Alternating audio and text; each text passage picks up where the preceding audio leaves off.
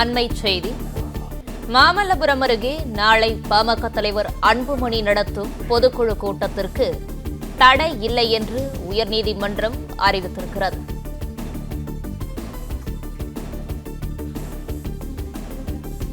அன்புமணி நடத்தும் பொதுக்குழு கூட்டத்திற்கு தடை கோரிய மனு தள்ளுபடி செய்யப்பட்டு உயர்நீதிமன்றம் உத்தரவிட்டுள்ளது.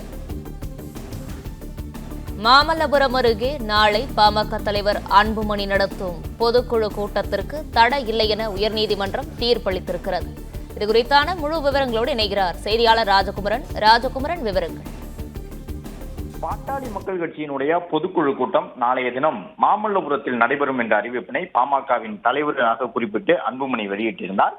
அதே நேரம் ராமதாஸ் தரப்பில் அதற்கு கடும் எதிர்ப்பு தெரிவிக்கப்பட்டது. பாமகவினுடைய நிறுவனரான ராமதாஸ் தான் தற்பொழுது தலைவர் பொறுப்பில் இருக்கின்றார் எனவும் அவருடைய அனுமதி இல்லாமல் அன்புமணி கூட்டக்கூடிய இந்த பொதுக்குழு கூட்டத்திற்கு தடை விதிக்க வேண்டும் என்று அந்த மனுவை தாக்கல் செய்திருந்தார்கள். இந்த நிலையில்தான் ராமதாஸ் தரப்பில் தாக்கல் செய்யப்பட்டிருந்த அன்புமணியின் பொதுக்குழு கூட்டத்திற்கு எதிரான மனு தள்ளுபடி செய்யப்பட்டிருக்கின்றது.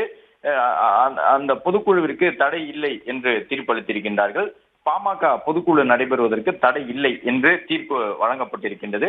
அதே நேரம் இந்த பொதுக்குழு நடைபெறுவதை முன்னிட்டு பல்வேறு கட்டங்களாக அந்த பாதுகாப்பு ஏற்பாடுகள் தொடர்பான விவரங்களும் நீதிமன்றத்தில் விவாதிக்கப்பட்டன.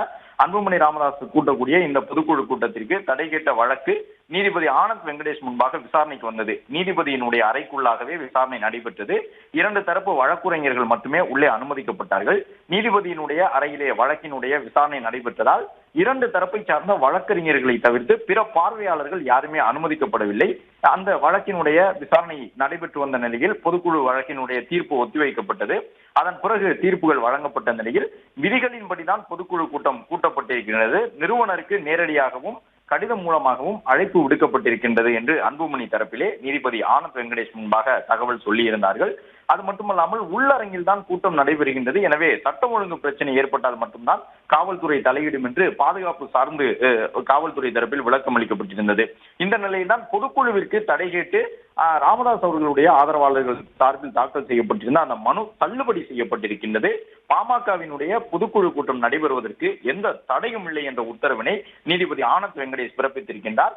பாமகவை பொறுத்தவரை அதிகாரம் யாரிடம் இருக்கின்றது, அன்புமணியிடமா ராமதாசிடமா என்ற ஒரு அதிகார போட்டி கடந்த 6 மாதங்களாக நீடித்துக் கொண்டிருக்கின்றது. இந்த நிலையில் தான் அந்த பொதுக்குழுவை கூட்டுவதற்கு தங்களுக்கு அதிகாரம் இருப்பதாகவும் கட்சியினுடைய சட்டத்திட்ட விதிகள் அனைத்தும் தங்களுக்கே சாதகமாக இருப்பதாகவும் அன்புமணி தொடர்ந்து கூறி வந்தார்.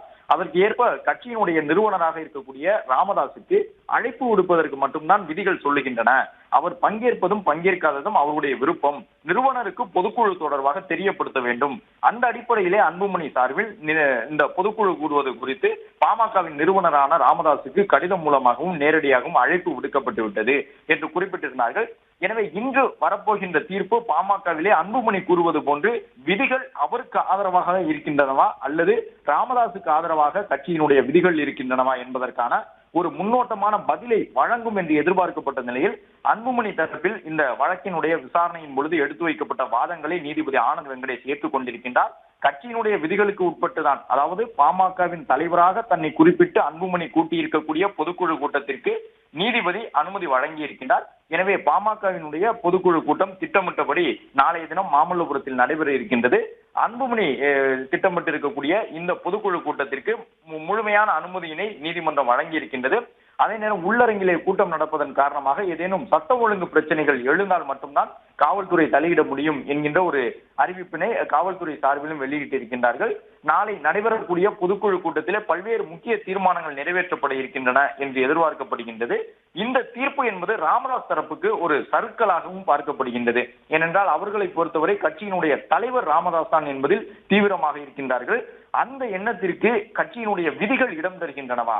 பொதுக்குழு மூலம்தான் பாமகவின் தலைவரை தீர்மானிக்க முடியுமா அல்லது நிறுவனர் தன்னிச்சையாக ஒரு அறிவிப்பினை வெளியிட்டு அந்த பொறுப்பில் இருந்து தலைவரை நீக்க முடியுமா என்பது ஒரு கேள்வியாக இருந்தது. அதே நேரம் நீதிபதி ஆனந்த் வெங்கடேஷ் அவர்கள் 2 பேரையும், அதாவது அன்புமணியை நேரடியாக பார்த்து அறையில் கிட்டத்தட்ட அரை மணி நேரம் பேசியிருந்தார். அது மட்டுமல்லாமல் காணொலி காட்சி வாயிலாக மருத்துவர் ராமதாசினுடைய கருத்துகளையும் கேட்டறிந்தார். முடிந்த அளவு சமாதானமாக இருவரையும் இந்த வழக்கினுடைய விசாரணையில் கொண்டு வந்து விட வேண்டும் என்ற முயற்சியை அவர் ஈடுபட்டிருந்தார். அதே நேரம் அதற்கான வாய்ப்பு இல்லை என்பது தெரிய வந்ததை தொடர்ந்துதான் இந்த வழக்கினுடைய விசாரணையை அவர் எடுத்துக்கொண்டார். விசாரணைக்கு முன்பாக ஒரு சமரசத்திற்கான வாய்ப்பையே நீதிபதி ஆனந்த் வெங்கடேஷ் ஏற்படுத்த முனைந்தார். ஆனால் ராமதாஸ் அவர்கள் தன்னுடைய நிலைப்பாட்டில் தீவிரமாக இருந்ததன் காரணமாக இந்த வழக்கினுடைய விசாரணையை ஏற்கக்கூடியது கட்டாயமாகியது. விரிவான தகவல்களுக்கு நன்றி ராஜகுமரன். பிளே ஸ்டோர் மற்றும் ஆப் ஸ்டோரில் இருந்து பாலிமர் செயலியை QR கோடு மூலம் பதிவிறக்கம் செய்யுங்கள். செய்திகளை உடனுக்குடன் பெறுங்கள்.